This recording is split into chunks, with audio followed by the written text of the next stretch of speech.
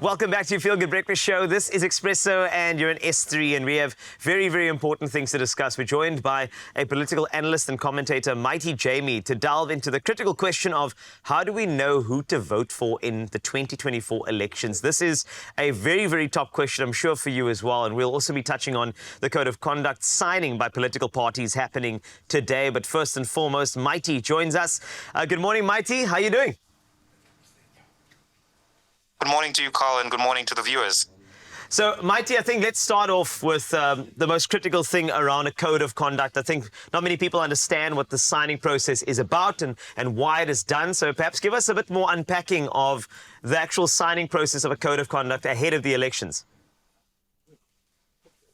Well, the Code of Conduct for candidates and political parties basically is to help govern how political parties speak and how they operate when they're on the campaign trail. Is to limit and mitigate things such as political violence, the removal of posters, and the kind of rhetoric that we've seen in a few instances already where there's intimidation of politicians, political parties, and also where there's use of hate speech or divisive speech. So the first function is to familiarize candidates with actually the contents of that particular code of conduct, because as you know, sometimes politicians will not have familiarized themselves with everything that is in a particular document. The second is to conscientize the public as well as to what are the real expectations in a free and fair election, and to make sure that everybody understands what is allowed and what is not allowed, and to help the public also to be able to file complaints if there's a violation of that electoral code of conduct. In the same way that media houses have a broadcasting code of conduct, this basically is to try to mitigate some of the worst things that could happen in an election. And if candidates are found to have violated the code of conduct, they could be then excluded from the election, disqualified, so to speak. Almost like if you get a red card, you're out. Well, okay, well, that's very, very important for us to note, because naturally we want a fair election, of course, because it's quite a significant one. Now, we've seen the numbers, they've come in mighty, and I think it's quite significant to note that I think it's around 27.79 million new voters are now on the roll, which is quite powerful. But I think let's look at the breakdown provincially. And then also what's very fascinating is the youth representation coming through in this election. Perhaps you can also give us a bit of insight as to why perhaps you think that youth representation has increased so significantly in 2024. Well, I think it's significant to note that in that 18 and 19 age group, we still have very low appetite in terms of voter turnout. But when you look at the 20 to 29 voter group, that has gone over 5 million, and that is a critical voter group in and of itself. The median age in South Africa is 28. Then the next group of voters that you have at about 6 million is between the ages of 30 to 39. So two big age groups which have not necessarily always been viewed as large voting groups are going to be critical to this particular election.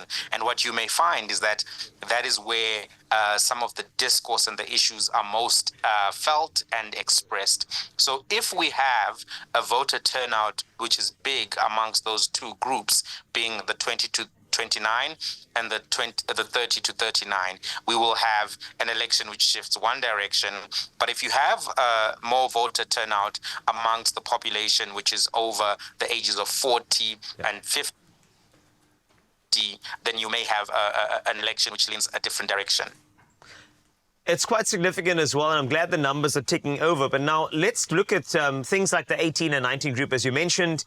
I think that the big thing here is that information provision for people who are voting for the first time, people who are actually looking at their vote and thinking, who do I vote for? Now, are there any insights that would help that process to find out exactly who to vote for? I know this is a very vague question, but are there resources for young people to take a look at what's on the table on a manifesto and say, that really connects with my values, therefore I would like to add a vote over there? So maybe share a bit more on how we can, ensure that process is smooth, so when we get to a booth, we're not feeling confused.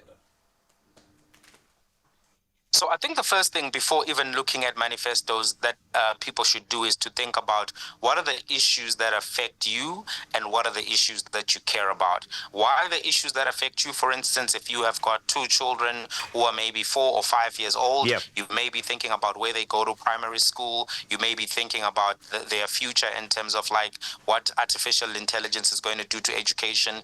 If you live in a particular neighborhood, maybe you've got a pit bull or you're paying for ADT or another company, you may be worried about security. If you've got cell phone contracts and house loans, you may be worried about interest rates and those kind of things. So everybody needs to think very carefully. If you've got elderly parents, you may be worried about healthcare, costs of healthcare.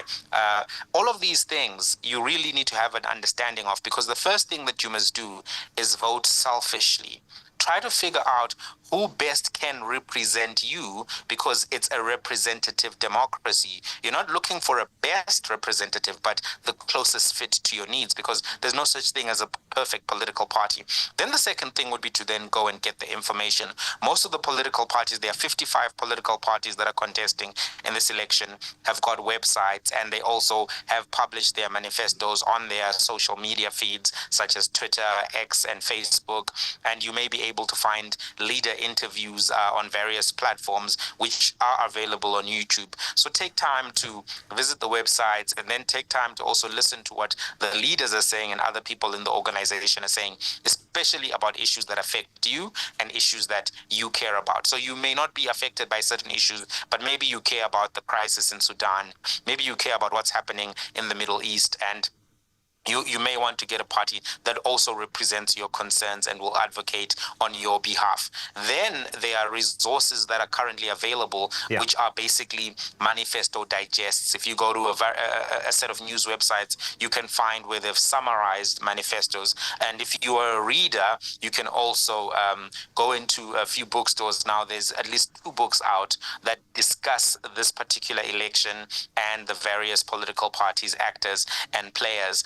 But I think as far as possible, try to make the decision independently, and try to make the decision based on conversations with your immediate family and friends, and also having a due regard to what is really affecting you every morning when you wake up. If you wake up and you check a load shedding app, maybe you want to look at people's energy policies very carefully. If you have potholes outside your road, you may want to look at policies that speak to that kind of stuff, because whatever affects you directly, you have to have a concern about. And vote firstly, very selfishly, is my advice.